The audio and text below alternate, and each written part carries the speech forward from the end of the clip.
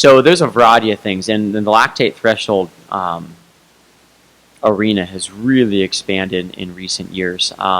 So I would say traditionally it has been thought that blood lactate testing, so actually getting a blood sample, was the best way to do it.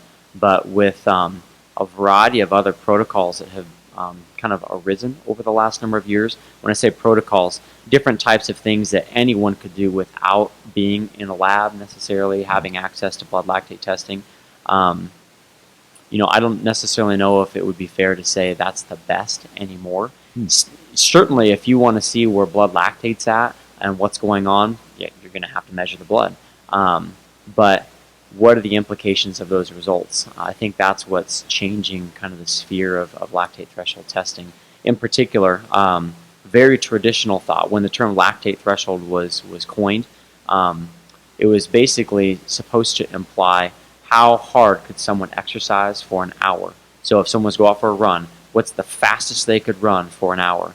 And then as they started looking at blood lactate concentrations for an effort like that, they noticed that blood lactate would rise as intensity increased, and it seemed like around a concentration of 4 millimolars per deciliter of blood, you get this really big upward spike, a big deflection. And so they said, okay, it's when we're around 4, and or when we get this big deflection, that's lactate threshold, meaning that if someone's exercising over that point, they're not going to be able to maintain that for very long. And so you get this whole wave of testing that's built around that. It says, okay, when you hit 4, that means you're there.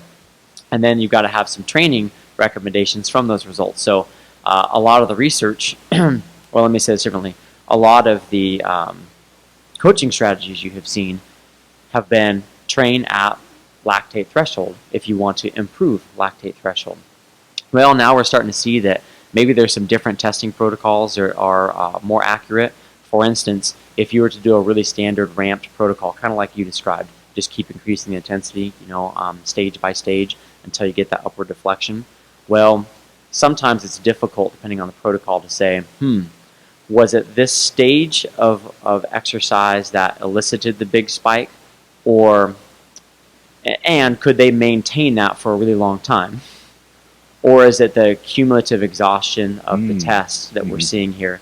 And so a newer term that you'll see in the research for blood lactate testing is MLSS. It's an acronym for Maximal Lactate Steady State.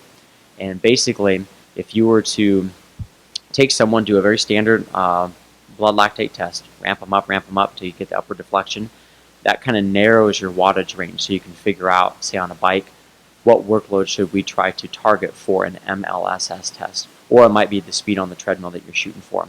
And then you basically just have someone run or ride at those intensities for an extended period of time, and you continuously monitor the blood lactate to see, is it really staying at lactate threshold, or is it going up or down? And I think that really allows an athlete to fine-tune, is this the right intensity for me to be training at?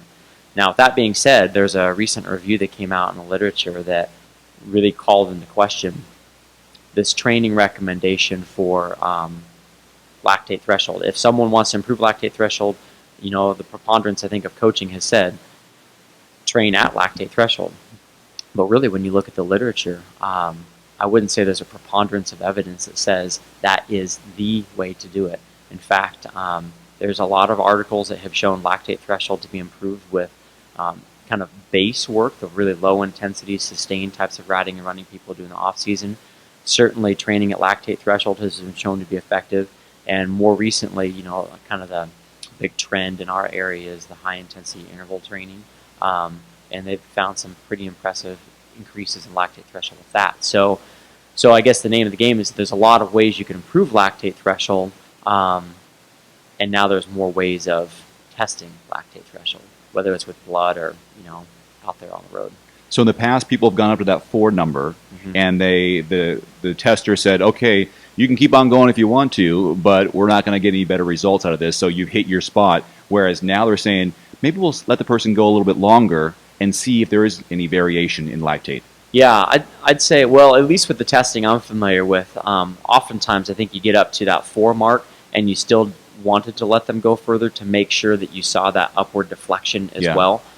because sometimes it might happen at a higher value like 5. Mm. I think the newer trend is basically to find wherever that upward deflection is, or whatever number you're targeting, 4 or 5, and say, okay, we're going to stick you right here and see if you stay there, regardless of what that number is. And I think that's where it's kind of going right now.